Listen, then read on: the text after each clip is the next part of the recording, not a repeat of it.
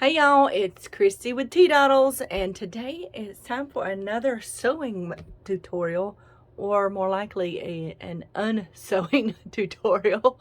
We're going to make friends with our seam ripper today, and I'm going to give you a few tips on how to do that.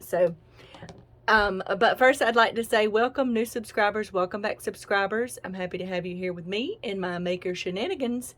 I do like to do the sewing things, the yarny things, and the DIY things, so you'll see a little bit of all of that here on this channel. If you like to make things, you might like it here.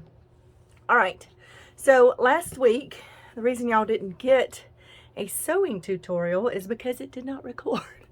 I did the whole tutorial, sewn things together.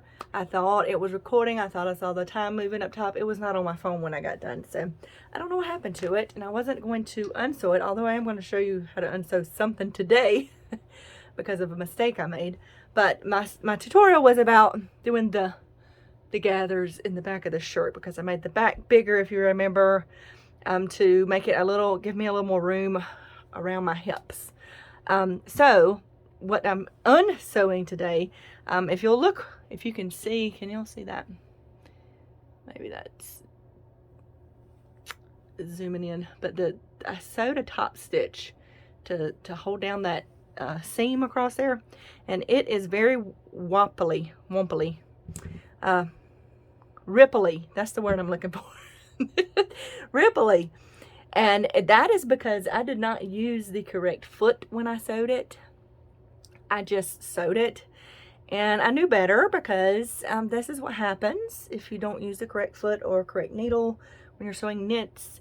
I have what is called a knit foot, which I meant to get out. Hold on just a second. Okay, this is called a knit foot, and I have a blog post or 3 blog posts.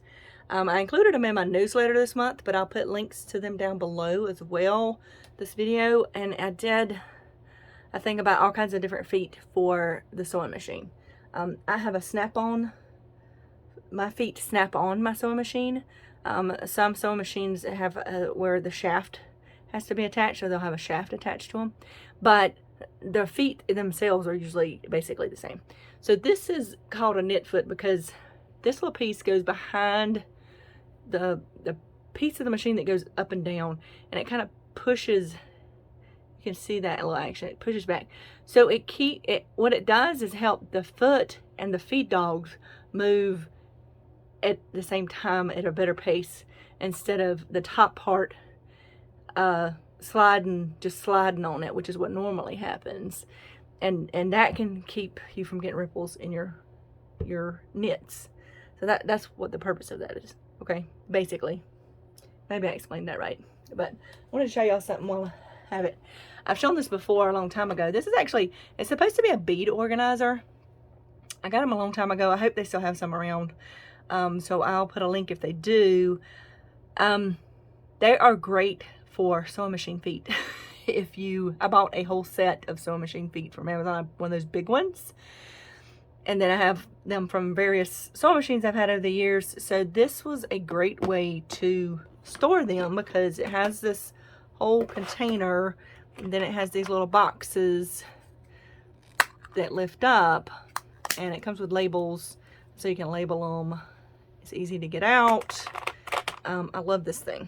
I have 2 of them actually, because I use it also for bigger sewing needles. I have one that has snaps and things like that in it, so it's great for storing small little doodads, because you can get the bigger ones, you can get the smaller ones, and there's some medium ones. So just if you're looking for storage.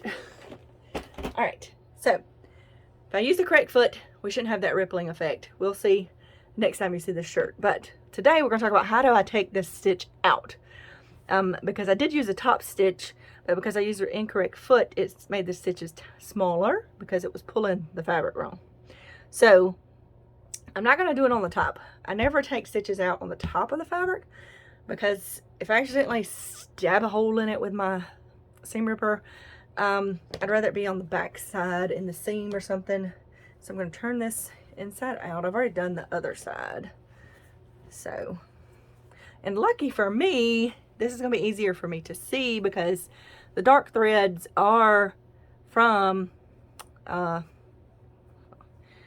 dark threads are for my top stitch. My serger thread is white, so it's going to be easier for me to see. What I'm going to do, if you have a seam ripper, because for a long time I had one and I didn't realize there was a certain way to use it. I'm going to show you a different way to use it. There's different ways to use it, but there's a reason for this little ball on the end if you don't know why it's there.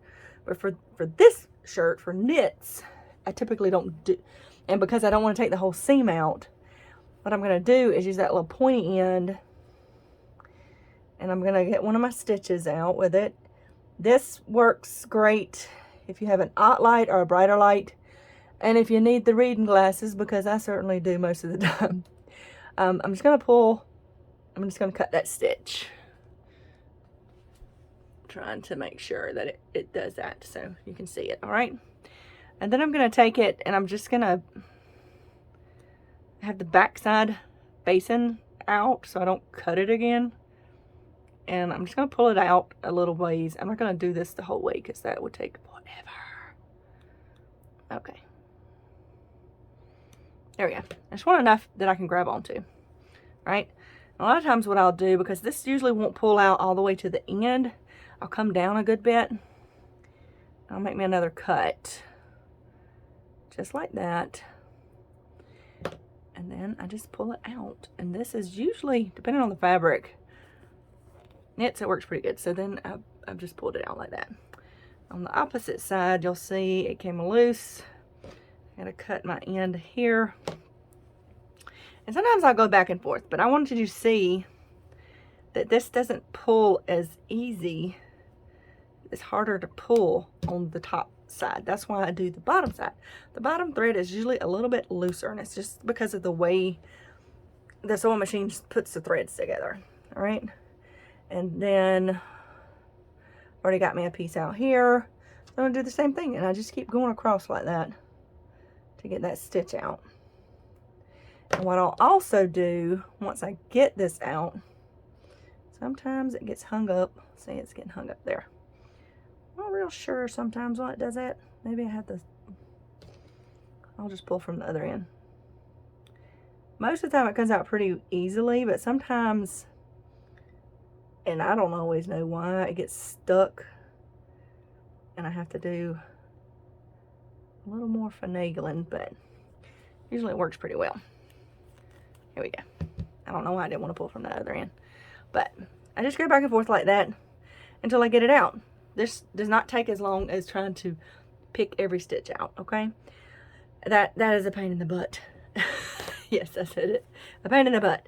So I'm not going to do all of it on camera because it's going to take a minute, but what I will do, since I pulled all those stitches out, you can kind of see little holes where the stitches were. I'm just going to go over it with the iron, and it'll kind of mesh the feathers. Can't talk today. Mesh the fabric back together so those holes won't be visible. I'm going to sew over it again, but I'm going to do it the right way this time. And then I shouldn't have those ripples like I did before.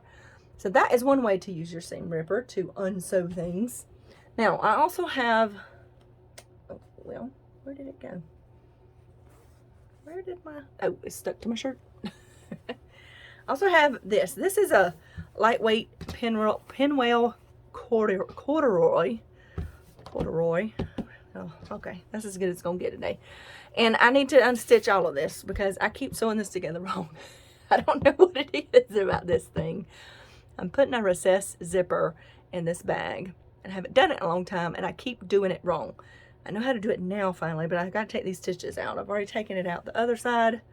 So this is the way to use your seam ripper if you want to do it, if you can, without, what am I trying to say? Picking out stitches, because these stitches are not easy to pick out on this type of fabric, because although I am on the back side where the nap is not, it still has a texture to it, and it doesn't pull very well in this fabric. This fabric has more grip to it, we'll put it that way. So first thing I'm gonna do is go down in that seam with the pointy end. I'm just gonna go a little ways so I can get it open up. And then the ball point of this is meant to go down in the seam like that, so that you don't poke a hole in your fabric. That's why you should always be looking at your seam instead of the face of your fabric. Less likely to damage the fabric. It can still happen, but it's less likely to. But if you put that down in there just like this, and you want to hold the end taut, you want to make sure you're holding both ends of the fabric taut, and you can just go down in there. Well, all right. Usually I have to lay it sideways. If you try to hold it up straight like that, some fabrics, it won't let you do it. Some of them do. So you just go right like that.